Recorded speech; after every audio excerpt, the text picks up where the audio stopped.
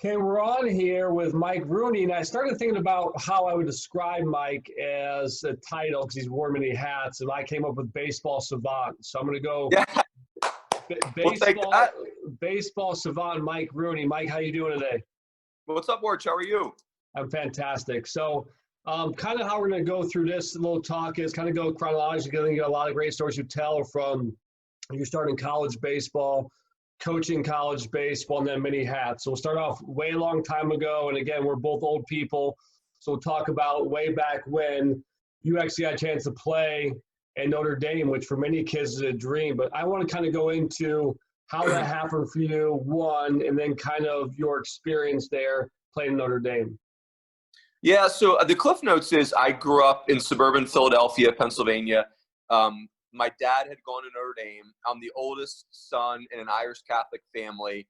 So, I was going to Notre Dame, come heck or high water. So I got in, I'll never forget the day I got the acceptance letter. First day I ever saw my dad cry, just tears of joy. So I go to Notre Dame, and I had been, kind of a 2.5 sport athlete in high school, played football and baseball and played basketball a ton. And, but, just Division I baseball wasn't even on my radar. I had gotten a couple letters from some Division III schools in Pennsylvania, but, again, family-wise, I was going to Notre Dame. That was what was most important. So I go, and I go to walk-on tryouts, and Pat Murphy, who's now the bench coach of the Brewers, it's his second year there. He's 29 years old. My parents and I go to meet him, and he says, "What position do you play?" I'm like, "Second base." He goes, "Oh, perfect. We already have 6 of them." I'm just like, all right, this is off to a good start. So the long story short, Arch, is Notre Dame has a really cool thing where they have full pad inner hall football because there's so many kids that played high school football that go to school there.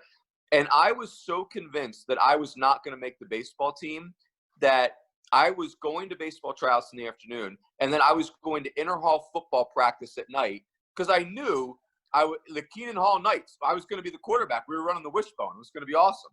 So anyway, just one of those things, you check your locker every day, and I never got cut, and it was 4 unbelievable years. We averaged 45 wins a year. My freshman year and my senior year, we went to the NCAA tournament. Craig Counsell was my teammate for 4 years, played with 2 other guys that played in the big leagues. My senior year, Orch, we go to the Miami Regional, Ron Frazier's last year, and we lose in the winner goes to Omaha game. So we got all the way to that part. So it was the most unexpected, most impactful, most incredible, most awesome experience I could have ever hoped for. Well, when you talk about that letter, I just got visions of Rudy when he gets that last letter going into Notre Dame as far as that goes. And then, on top of that, when I was 12 years old, I played in a CABA World Series back in Crystal Lake, Illinois, and our guest speaker that night was Pat Murphy. And I think he was at the time was coaching Notre Dame. And I'll never forget the speech he gave when I was 12 impacted me for a long time. So what I want you to kind of do is explain, Pat Murphy at age 29 years old. What was he like at 29 coaching Division I baseball team? Well, I would say that all of us at age 29 weren't the best decision makers in the world. So Murph was a young man, and he was hungry. I would say it this way. He reminds me of kind of the old school coach where you're going to win, and you feel like we felt as players that we had a huge advantage in Murph. He worked us hard. I mean, we felt like we had outworked everyone in the country. He was such a presence, so charismatic, such a persona. But I would say it this way. I played and coached for Murph, and he is a very challenging person to play for and to coach for, meaning whatever he perceives as the best you have to offer, he is going to do everything he has to do to get that out of you. And so, that can lead to some uncomfortable situations and uncomfortable conversations. But I will always, I tell people this all the time. The best things that I think I've accomplished in my life, there is a direct correlation to Murph being involved in my life. Getting on ESPN, Murph was 100% a big part of that. Playing Division I baseball wasn't even on my radar, not even in my wildest dreams. Murph, big part of that. And the other thing I would say is kind of like the old school coaches, when I went and got married and I'm not playing for him and coaching anymore, most generous person I've ever had in my life outside of my parents, meaning, my wife, Jenny, and I, anything we've needed, you don't even have to ask. He's calling you and saying, like, just full disclosure, which my wife has MS, she's got a medical condition. Murph has been so unbelievable about that. Like, hey, how can I help? And then you say no. And he said, no is not an answer I'm going to take. So you tell me how I can help and we're going to do it. So that's how I describe Murph. He's got the leadership gift. He's got that it factor. And it doesn't surprise me, seeing his entire career unfold, what all he's accomplished. It's funny. So obviously, those who know Murph, that'll ring true. And then the other guy you mentioned on that team was Craig Counsell, who, as a Cubs fan, I've watched Counsell be such a great manager in the opposing dugout for the last, 3, 4, 5 years. What was he like? Because he's had an extraordinary baseball career too, from World Series game winning hit to being a great manager and being a cerebral guy. What was your take on Counsell back then? Yeah, it's like awesome guy, great friend.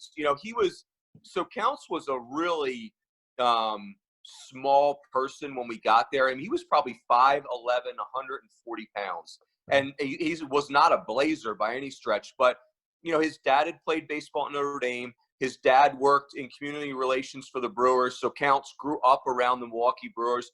So his baseball instincts were they were light years ahead of the rest of us. Our freshman year, he played left field. And he would hit these he was a left-handed hitter, clearly. He would hit these little flares over the shortstop's head. And for me, a kid playing 3 sports in Pennsylvania, I didn't even know you were allowed to hit the ball to the other side of the field. Like, that wasn't even on my radar. And so, anyway, great guy. He was very quiet. And then, as you get to know him, he's got a very dry sense of humor. He's really funny. But, he actually was the baseball savant that I knew in my life. Like, the game was so fast for me, it was so slow for him. It was pretty unique. Cool. Let's go to your kind of your first job after Notre Dame. You coached high school in Philadelphia. I think it was for 5 years, I believe. So, kind of describe what you did for players that went on to play college baseball. So you're coaching high school baseball. What was the process like back then, and how did you help high school players go on to play at the next level? Yeah, so I was young. I was a high school head coach at age 24. It was the high school I went to, Malvern Prep. It was really unique fortune that my first year, age 24, again, we're talking suburban Philadelphia. We're not talking Orlando, Florida, or Orange County, California. Our catcher was Ben Davis. He was the second pick in the draft. Wow. And so just, completely, it's like Halley's Comet, like exploding onto your baseball field, right? Yeah. And so that really helped. And, I had played college baseball and you knew some people from that. But, it's tricky as a coach. I'm a full-time math teacher. I'm coaching high school basketball. I'm coaching high school baseball. But I want to be involved in these kids getting recruited. But I only have the contacts that I have. Now, Ben, and then we had a first-round pick a few years later, Josh McKinley. That helped me meet more people. But, I would look at our players and I would try to think about where I thought they could play. And then you're talking to the families and trying to figure out where they want to play. And then you're making phone calls.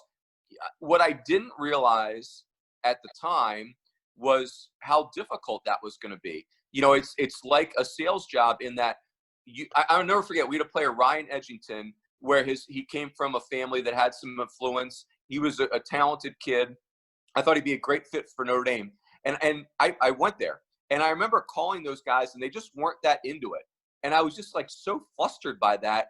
But it was a great lesson that, hey, that's not how recruiting works, that you have an idea and you call them and they say, oh, yeah, we'll have 3 of that, right? It's like it's a marriage. It has to fit, and Ryan Edgington didn't fit for them. Actually, we ended up taking him at Arizona State, and then he went to Miami of Ohio. But anyway, as you know, Warch, it's that recruiting process. It feels like it's going to be a couple phone calls. It's a lot of phone calls. Right. So going on to ASU, when you coach Arizona State with Pat Murphy as well, a couple things I want you to talk about is really the thoroughness you guys did as a staff, even though you weren't the recruiting coordinator per se, the thoroughness you guys did on players, one, and then two, last Pat Murphy thing, I think for a little bit anyways, Pat Murphy, the closer. You know, the stories go, you know, once you got in a room, it was kind of over. So talk about thoroughness, but also Pat the closer. Yeah, so I would say obviously because we were, the goal at Arizona State is trying to win the national championship, and you only have 11.7 scholarships. So the background checks that we would do on players felt like they were endless, but it was really important because you wanted to be right. You know, if you're going to put, back then our 78% was our biggest scholarship that we would award. If you're going to put 78% into a player, you better be right. You know, and you're also trying to research the draft. Are they going to show up? And so, we would call coaches that we knew in the area. We'd call the high school coach. We'd call the travel coach if it applied. We'd try to call opponents, nonstop calling of opponents. What do you think of him? Can he play in the Pac-12? Is he a mentally tough kid?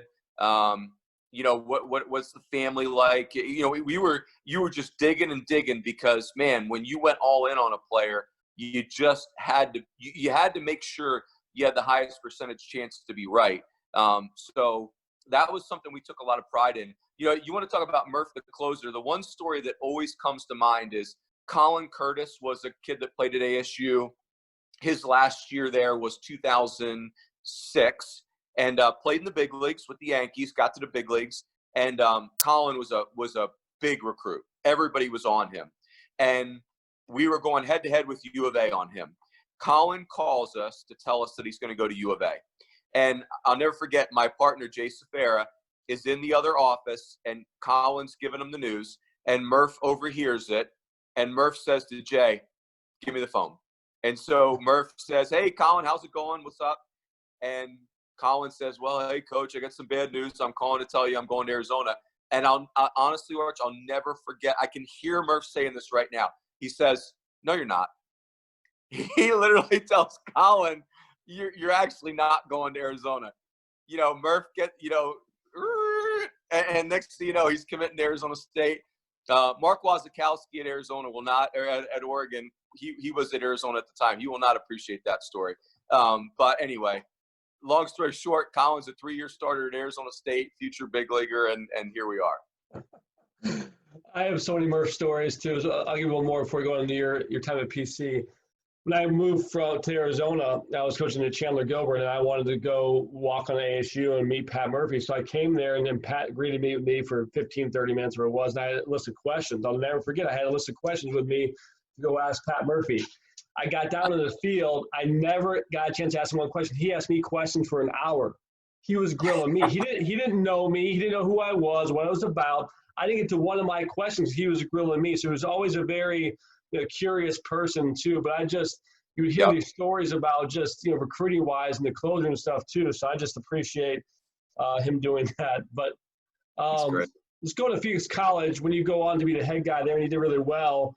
Talk about when you're asking guys or recruiting guys to Phoenix College, when you have that behind your name versus when you have ASU behind your name. The phone call comes up, "Hey, this is Mike Rooney from ASU," or "Hey, this is Mike Rooney from Phoenix College." Talk about the difference of talking to kids with that behind your name. Yeah, or it's not a little different. It's a lot different, right? It's like, you call the kids and you're from Arizona State and half of them can't breathe. They're so excited. And then you call a kid from Phoenix College and they're like, phone's breaking up. It's like, so, but I would say, Phoenix College was a really fun experience. I still, I consider those kids great friends now. And, I think at Phoenix College, I really learned where you have to get creative in recruiting, because I'll never forget a kid that was from the Scottsdale area that I'd gotten to know. And he was like, "Hey, I heard you're the new coach at FK." And I'm like, "FK, what are you talking about?" He goes, "Yeah, Phoenix College." I'm like, "FK?" He was like, "Well, yeah, the kids that go there are so dumb they think the initials are FK." And I'm like, "Okay, well, we're not putting that on the recruiting brochure." But, as you know from being in the league, like, downtown Phoenix is not where kids want to go to play, where Arizona kids want to go to play baseball. So we had to go out of state. Our best players became from Chicago and Denver, and we were going all over the place, Utah. And then we obviously had some decent players from Arizona too. So it was a great experience. It was challenging.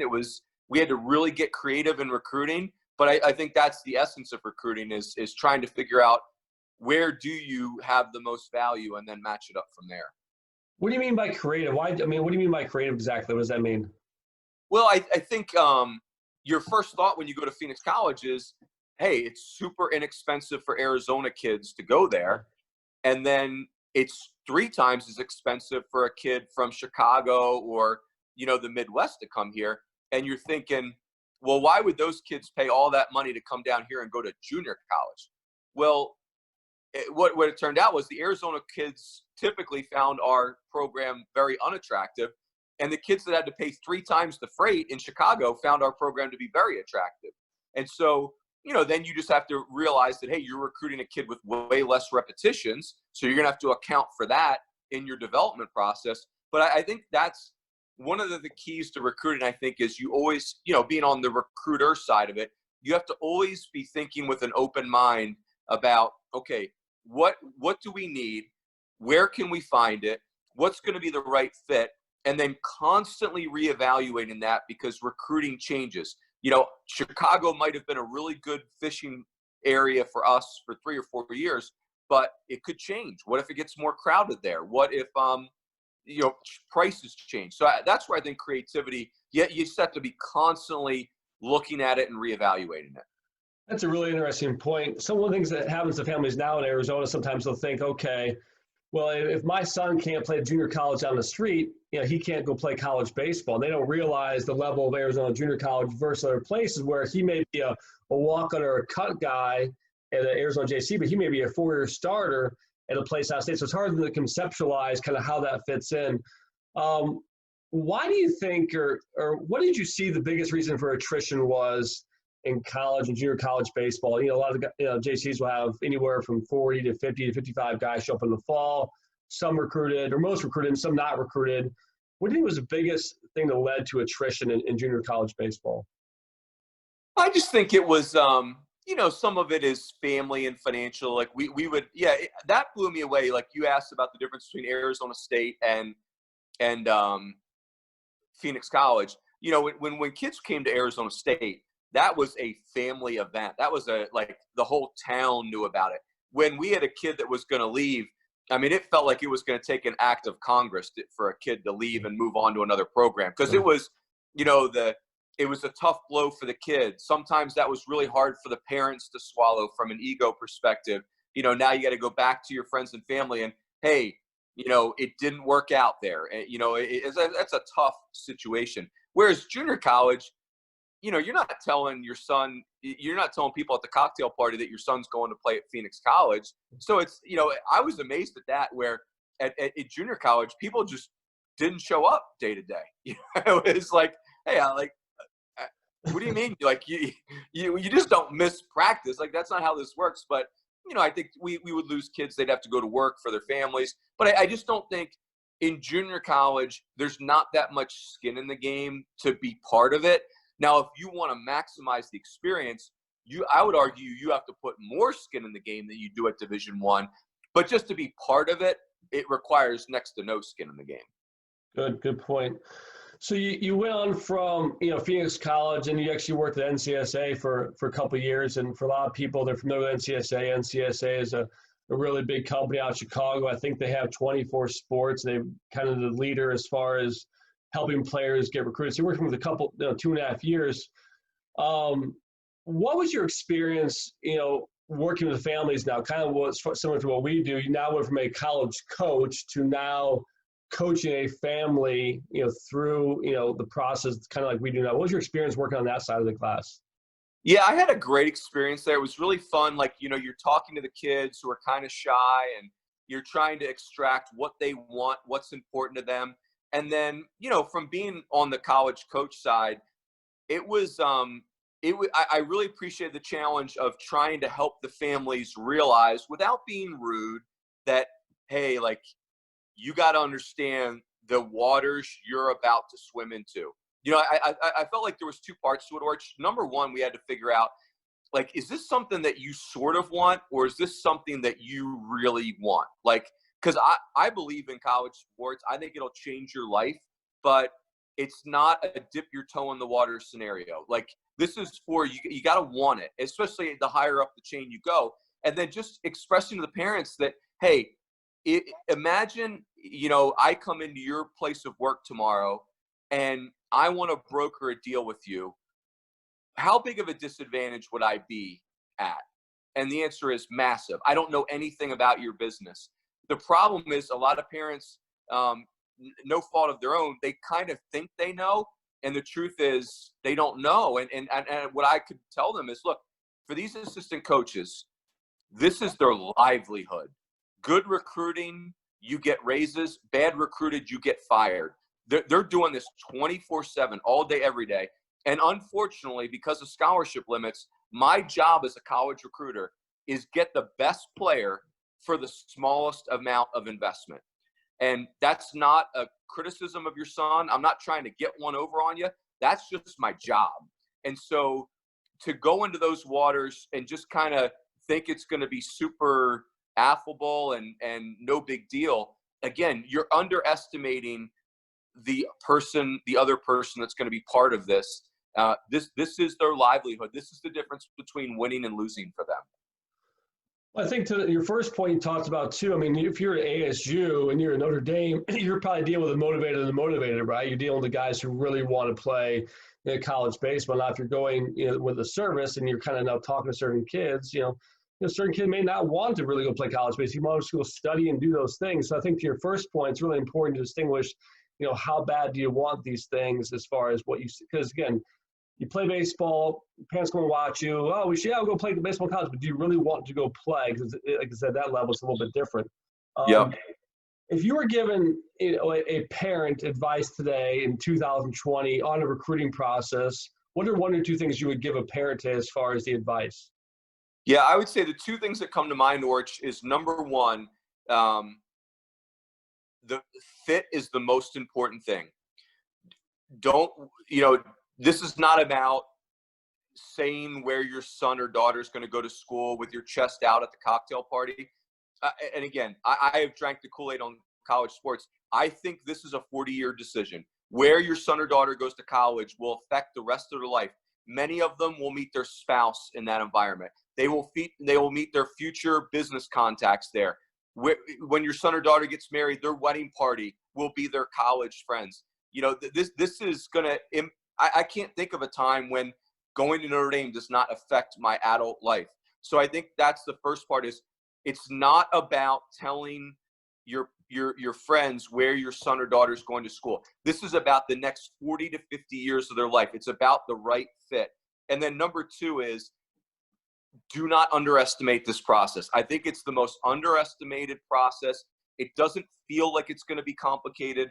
A lot of parents didn't play college sports, or they played college sports in an era where recruiting was not as escalated as it is now. And what I think they perceive the process as simpler as it is, or simpler than it is. And then the other part, Orch, that they're not projecting is this is your child.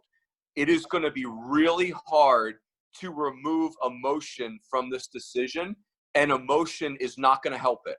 And so those would be the two things is the goal is not about highest level. The goal is about the right fit for your child. And number two, if you underestimate the recruiting process, and I hate to sound so harsh, but I believe it, if you underestimate it, this process will chew you up and spit it out. It will not be enjoyable, and your chances of finding the right fit will probably be minimized. Who do they trust? I mean, if a parent's saying stuff too, and I'm not saying they got to work with us or work me or stuff too, but like if you're a parent, now it seems like there's messaging everywhere from social media to websites to club ball to private instructors to people like us. If you're a parent, how do you know who to listen to? Ooh, it's a good question. I mean, I think, man, I think it's a tough question to answer. I think I would talk to parents that have been through it, parents that have been, and I would talk to parents that have done it different ways. I think of last year, Orch, kind of, I had a good friend that I grew up with whose son was going to be a high draft pick in Major League Baseball out of high school. And so he's going through the process of setting a number, and he was committed to Virginia. And the thing that pleased me the most was he called a lot of parents whose sons and daughters, or not daughters, sons had been through the MLB draft process. He didn't allow himself to get romanticized by it. He just said, hey, give me the cold, hard facts. What would you do different? What worked? What didn't work? That's what I would do if I was a parent. I would call parents that recruiting went well, recruiting didn't go well. They went to a high-level Division I, they went to Division III. They used the service, they didn't use the service. They put it all on their travel coach and high school coach. They didn't do it that way. I think that's what I would do. But I don't think there's anything wrong with having multiple people. Let me say it this way, or sorry about the long answer, but what you should do is, as the parent, it's your child. You need to be the one with your hands on the steering wheel. This is not just, hey, pick someone else to drive the car. You are driving it. It's going to be you and your child's choice. But I don't think there's anything wrong with having multiple people in the mix. Like, of course, I need coaches in the mix. They're going to be my third-party references. But do I have a website that creates easy access to video, transcripts, whatever it is? There's a million ways to slice that, I suppose. But I think having multiple people involved is probably the right answer. But the only way to find people you trust is to talk to people that you already trust and see what their experiences have been. Good. What advice would you give a player in recruiting in 2020? So ask for advice on a parent side. If you were advising a 16-year-old, 17-year-old player in 2020, how would you give advice to them? Yeah, that's a great question. I would say that the biggest challenge I see, because you can imagine, even when I left NCSA, I'm in these conversations all the time. I work for a service, we just don't invoice anybody, it feels like. And so, because people know that you coach and stuff like that. I would say the biggest mistake kids make is they just are so narrow in the schools they're willing to look at. And to me, the way you should cast a big net in schools that you're willing to consider and really dive into that process, and narrowing it down is for way down the road. I think that's the biggest mistake kids make, is they're just like, hey, I want to go to these 4 or 5 schools and that's all I want to do. And to me, in that case, you probably should really be thinking about club baseball, because if you really want to be a college athlete, I think you have to just have a way bigger, you just don't know what all is out there. There's some incredible experiences out there that there's no way you would know about in the first 16 years of your life. So be open to that, really dive into that, and then narrowing them down later is, because Orch, the first question every single college coach is going to ask you is, who else is recruiting you? And your answer to that question becomes how attractive you are. That's just the way that it works. And if your answer is nobody, then yeah, like, hey, who else have you dated? Nobody. Okay, why not? What's wrong with you? Right? That's how it works. Human nature. I think a lot of people can answer what was wrong with me during my dating days. On the transferring thing, I know, kind of going to ESPN. Yeah, I've heard some crazy numbers, like 29% of kids transfer, 30% kids transfer. Why is that number so high? Is it just a pure numbers game from college coaches? Is it guys not doing their work on the front side?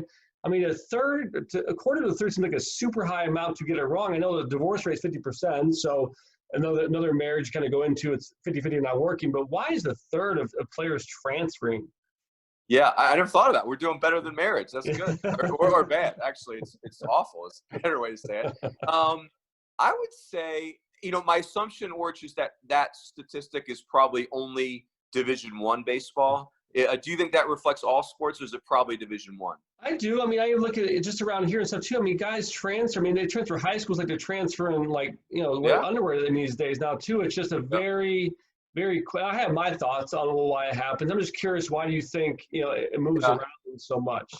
Yeah, I think probably part of it is that we don't have the right mindset in the recruiting process. Like if you're not thinking about the right fit in recruiting, then you're probably going to default to your quote unquote best opportunity. And then if it wasn't the right fit, you're going to end up leaving there. And, that's a two-way, this really is a marriage. If you think about it, like if I'm the coach, you have to be a player you have to be the player I thought you were that can help our program. If my evaluation was wrong, then that may lead to transfer. And same thing for you as the player. Whatever your vision for your experience in my baseball program was, if what's happening is not matching up with that, you're probably going to transfer. So I think, and I also think part of it is that people, I think that this part's a good part is that people really care now. Like these kids are going to play college sports. They invested a lot more to get there than you and I did, right? They've played a lot more. They've worked at their skills a lot more. And so they want the payoff from that. And so, but I think it speaks to finding the right fit is not an easy challenge. And it's really difficult if you don't even realize that that's supposed to be the end goal.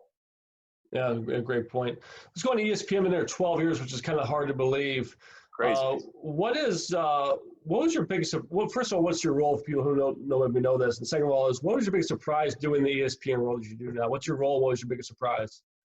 Yeah, so I'm a baseball analyst, so I do college baseball games for ESPN, and so I do studio too. I get to do the bases loaded during the NCAA tournament, get to be the dugout reporter in Omaha during the day games. So, but basically just it's a broadcasting gig with ESPN in that regard. So biggest surprise, boy, that's a great question. I would say some of the things that have surprised me, like television has their own lingo. Right. It took me years to understand what everyone was saying, everything, it's like the military, everything's got an initial too, or an acronym. I would say, I guess one of the things that revealed to me is I've always been super passionate about college baseball. And I kind of realized that, oh my gosh, like not everyone loves college baseball. So it kind of became a fun challenge to try and like when I get to work with a partner, a play-by-play guy that I know is kind of like, oh man, college baseball, blankety blank. And you're just like, all right, let's go. Like you're going to like this when I'm done with you. Right. It's on. So, but it's been fun. I mean, you can imagine it has changed so much since I did my first game in 2009.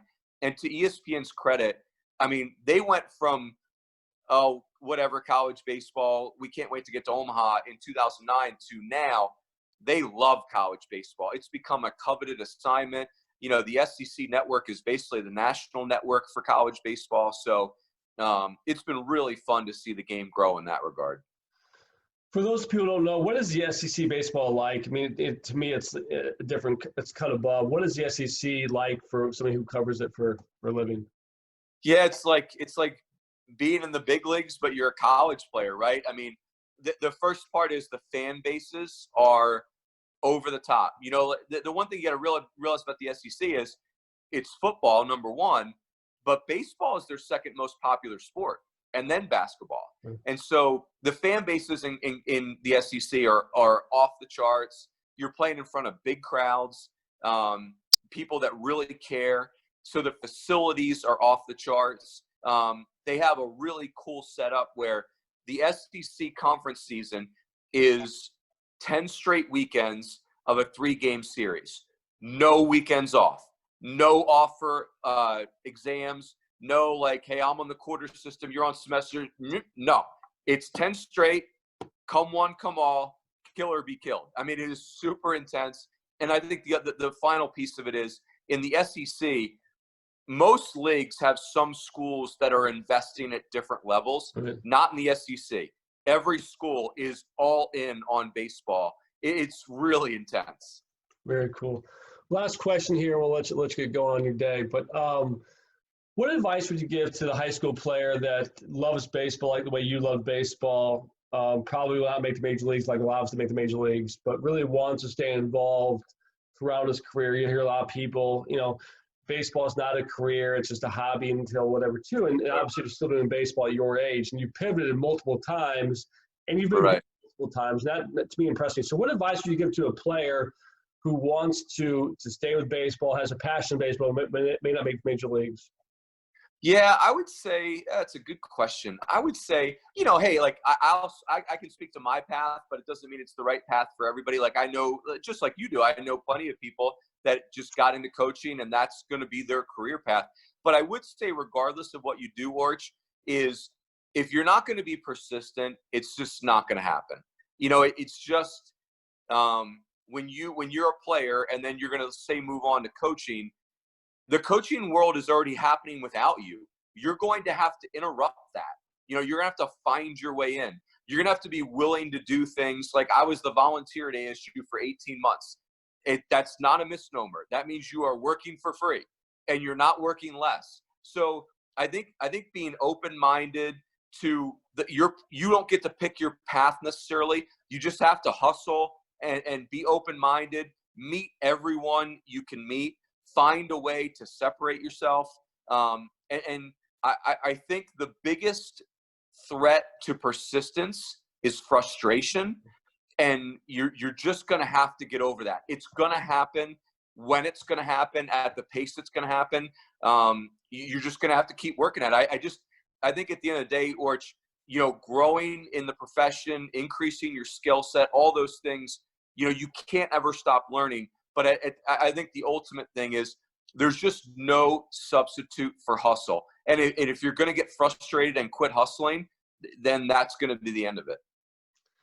Yeah, I think one of the things that I learned, and you mentioned it in your answer, was the fact that like I had the hustle gene, but I didn't get the networking thing. So when I coach, I would just go take care of my guys. I wouldn't worry about the other dugout or things. Someone's like, well, I'm going to go do my job. And if I'm good enough, someone's going to pluck me from my coaching career and move me on. But I think that these players, they don't realize who may stay with them throughout their baseball path, whether their current coach or instructor, whoever's on that line, that people can really carry in this game. I joke that, look at my cell phone, it's all baseball people. Like it's all it is. So I just, for me, I wanted to have you on today because I admire your path. I admire people that pivot and are still successful. I mean, yeah, it's great to be good at one thing for a long time. But I like how you pivoted and you've been good at the pivot.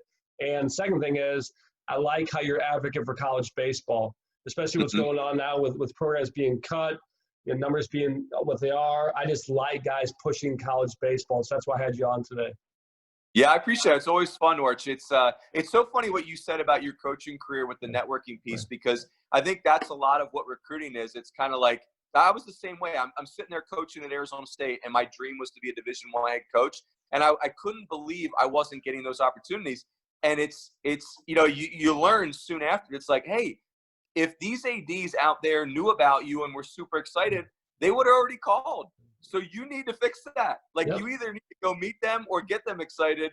And I think recruiting's kind of the same way. Like if the schools were that excited about Mike Rooney, this kid in suburban Philly, they would have already called, but they haven't. So I'm going to need to do something about that. That's a great point. Kids will send an email and go, wait, why am I not getting these 10 offers? I mean, I'm a really good player. Well, you know what? I guess there's some other good players as well. So yeah, that's right. Mike, thank you for your time. I really appreciate you coming on. Orch, it was a pleasure. Thanks, man. All right. And